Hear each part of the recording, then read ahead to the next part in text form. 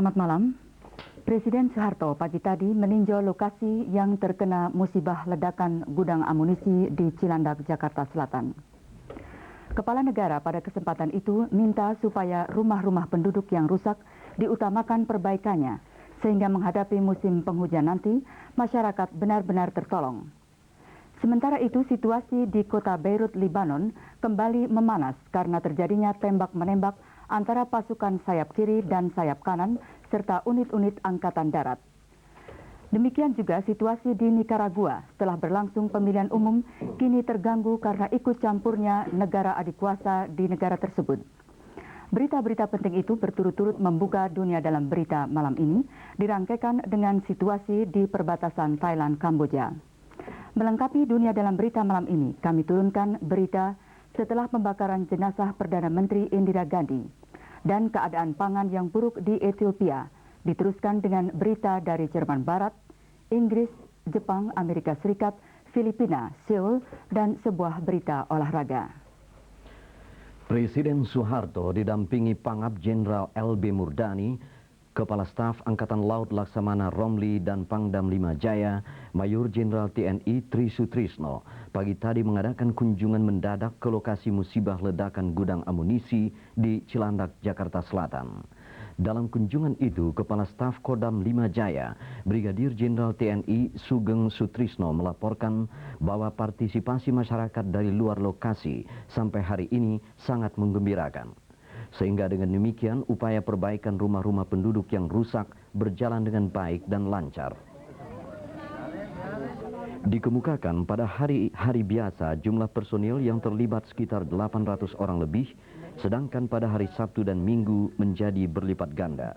Menurut Kepala Staf Kodam 5 Jaya, kerugian yang diperkirakan semula mencapai jumlah 1,2 miliar rupiah secara keseluruhan, ternyata sampai saat dilaporkan ini telah mencapai hampir 1,3 miliar rupiah dan belum termasuk material. Untuk itu, upaya perbaikan akan dapat diatasi sesuai dengan yang direncanakan. Presiden Soeharto pada kesempatan itu menanyakan mengenai rumah-rumah yang rusak, apakah milik penghuninya sendiri atau disewakan kepada orang lain.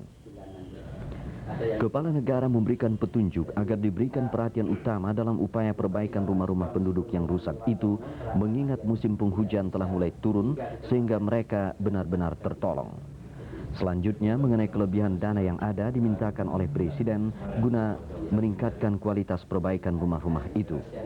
Selain meninjau tempat asal ledakan gudang amunisi di Kompleks Marinir, Presiden juga melihat rumah-rumah penduduk di sekitar lokasi serta mengadakan dialog baik dengan para petugas AMD Manunggal 18 maupun dengan para penduduk setempat.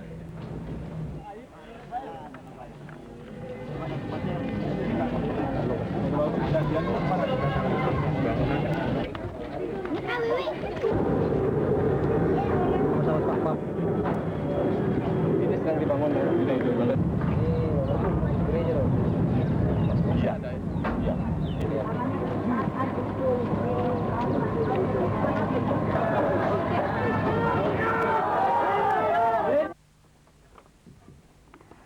Angkatan Darat Libanon masih menutup seluruh jalur jalan raya utama antara Beirut Barat dan Beirut Timur kemarin karena pertempuran sengit masih berlangsung walaupun telah diadakan 4 persetujuan gencatan senjata dalam 12 jam terakhir.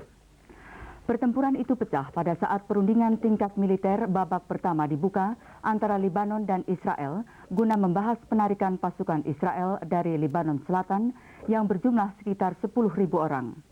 Pertempuran tersebut melibatkan pasukan sayap kiri dan sayap kanan dan unit-unit Angkatan Darat Libanon. Pihak yang berwenang di Beirut menutup 4 tempat perlintasan di jalur hijau yang membelah sektor sayap kiri di Beirut Barat dan sektor sayap kanan di Beirut Timur. Kepolisian mengemukakan sedikitnya 31 orang menderita luka-luka dalam tembak-menembak roket, mortir, dan senapan mesin. Sebegitu jauh belum ditetapkan kapan tempat pelintasan itu akan dibuka kembali. Persetujuan gencatan senjata disepakati pada suatu pertemuan Kamis sore dengan para wakil 4 kelompok yang terlibat. Namun pertempuran berkecamuk kembali kemarin.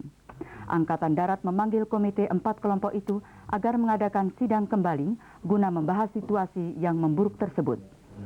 Perundingan penarikan pasukan Israel yang disponsori PBB sepakat menunda perundingan sampai Senin lusa.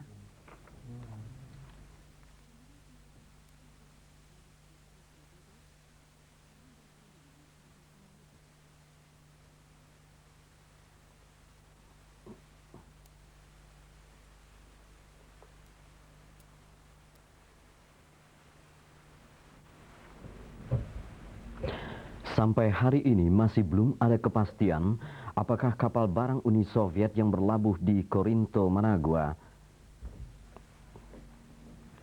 memuat perlengkapan militer atau tidak. Kapal tersebut merapat di dermaga pada hari Selasa lalu dan hingga kemarin masih belum membongkar muatannya. Penguasa pelabuhan Corinto mengatakan bahwa kapal barang itu memuat sejumlah kecil peralatan militer. Sementara itu, pemerintah Uni Soviet telah memberitahu Amerika Serikat bahwa negaranya tidak mengapalkan peralatan militer berupa pesawat tempur MiG ke dalam kapal itu. Sebelumnya, pernyataan yang sama juga dikeluarkan oleh Menteri Luar Negeri Nicaragua, Miguel de Soto, yang dengan tegas menolak tuduhan Amerika Serikat. Departemen Luar Negeri Amerika telah mengatakan bahwa penyerahan pesawat tempur mutakhir kepada Nicaragua akan dipandang dengan kekhawatiran terhadap negara-negara di kawasan Amerika Tengah.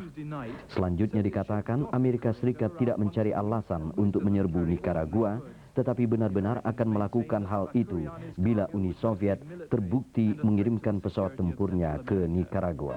In Managua, the tension was converted by the authorities into a carnival in celebration of a Sandinist hero.